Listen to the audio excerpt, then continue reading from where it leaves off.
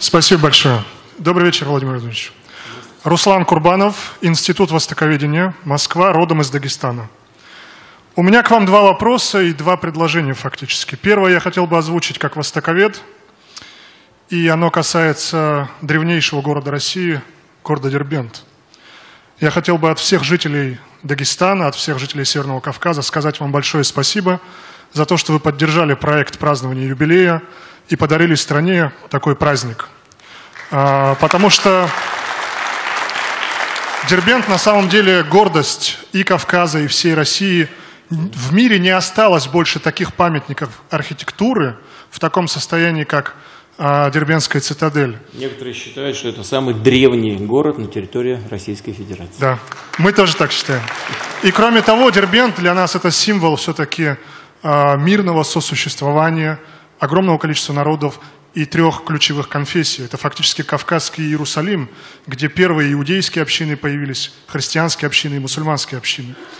И мы очень благодарны вам за то, что вы продлили фактически празднование Дербента до 2018 года, празднование юбилея. И это позволяет правительству уделить больше внимания данному городу. Я хотел бы акцентировать внимание на том предложении, которое было озвучено Александром Геннадьевичем Хлопониным и Сергеем Алимовичем Меликовым по поводу придания Дербенту особого культурного и экономического статуса, поскольку этот город нуждается фактически в прямом федеральном внимании и контроле за своим развитием. Мы с большим воодушевлением услышали и восприняли это предложение, но оно почему-то пока буксует, как я понимаю, на местном уровне.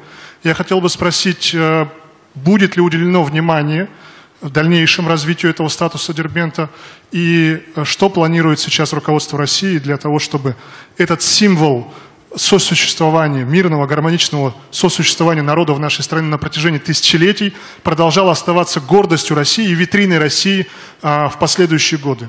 Это первый вопрос. И второй вопрос я хочу задать как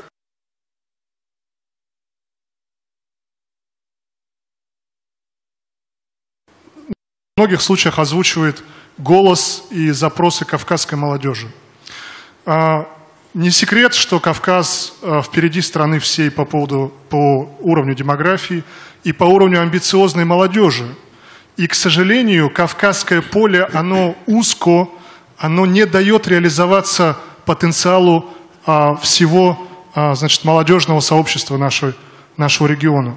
И, к сожалению, огромное количество ребят вынуждено уезжать в Европу, вынуждено уезжать в США и пополнять резидентов Силиконовой долины, где уже больше 50 тысяч только граждан Российской Федерации. И уезжают в том числе и в страны Ближнего Востока для того, чтобы реализовать собственный потенциал. Но при этом я вас уверяю, искренне говорю, эти ребята горят желанием вложиться в собственную страну, весь свой потенциал, навык, опыт и компетенции принести пользу своим республикам, своему региону и своей стране. Но, к сожалению, из-за бюрократизированности многих процессов, из-за того, что слишком большая конкуренция, клановость, коррупция в регионе, они не могут реализовать свои проекты, экономические, бизнес-проекты, национально-культурные. Даже сегодня в регионах Северного Кавказа, пожалуйста, Дагестан по уровню развития средств массовой информации независимых или по уровню развития благотворительных фондов, можно сказать, впереди России всей.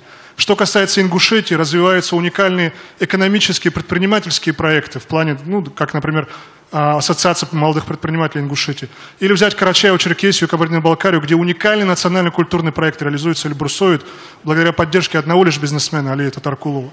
Эти все проекты могли бы стать флагманами, авангардами развития Кавказа и могли бы фактически целые отраслевые направления тянуть, если бы этим ребятам дать возможность реализовать собственные навыки и собственные идеи.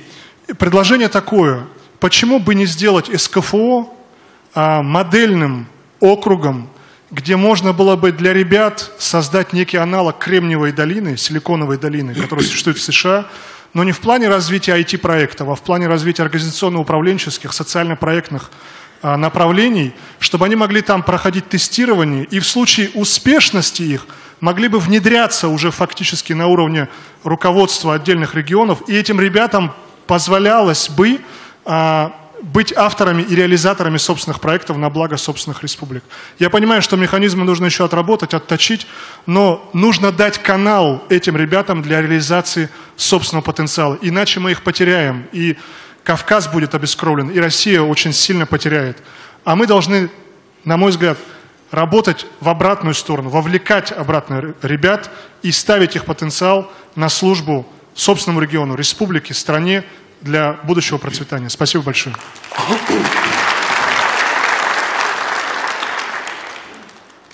Проблема коррупции, она актуальна для всей страны, но я не первый раз слышу от представителей Кавказа, Дагестана о том, что в этом регионе России коррупция проявляет себя наиболее остро, создает наибольшие проблемы.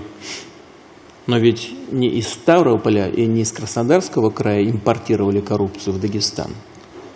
Правда? Так же, как и в другие республики Северного Кавказа. Надо посмотреть на себя изнутри. Всем нам, в каждом регионе, в том числе и в регионе Северного Кавказа.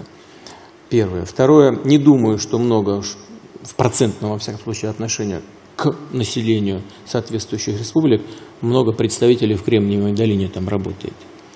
О чем это говорит? Наших много в целом, россиян, очень много. Из республик Северного Кавказа не думаю, что очень много. В процентном отношении ко всему населению этих республик. Это говорит о том, что уровень профессиональной подготовки, образования требует нашего дополнительного внимания к этим республикам. Но по примеру Кремниевой долины создавать проекты, которые бы позволили молодым людям получить высокое образование хорошее, и реализовать себя на своих собственных территориях, у себя дома. Это абсолютно правильное предложение. Но нужно его только конкретизировать, потому что постоянно ведь и в федеральных министерствах, ведомствах об этом думают. И уверен, что и знаю точно, Абдулатипов об этом думает применительно к Дагестану, и другие руководители республик Северного Кавказа думают. Не так просто придумать. Но если не думать, вообще никогда ничего не сделаем. Поэтому вы в абсолютно правильном направлении сделали свое предложение. Давайте попробуем вместе его конкретизировать, облечь его в какую-то форму, которую можно было бы реализовать на практике.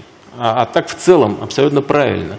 И, конечно, люди хотят, прежде всего молодые, амбициозные, вы правильно сказали, ребята на Кавказе амбициозные, действительно, в хорошем смысле слова, и дать им возможность реализовать себя дома, у себя дома, это правильная идея.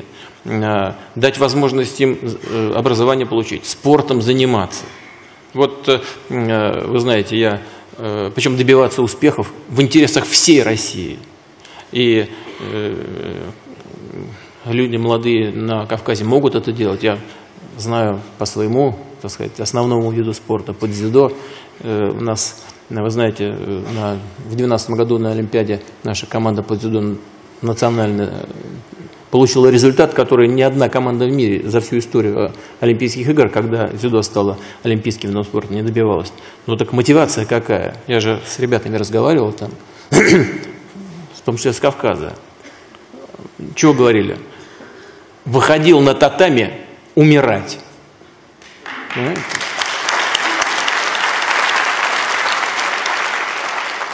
Три золотые медали, 2, по-моему, серебряные и бронзовые. Или 2 бронзовых, сейчас уже не помню. Вот результат, мотивация внутренняя. Конечно, они и есть. Конечно, хочется добиться результата. Наша задача создать условия для молодых людей. Давайте вместе подумаем над вашим предложением.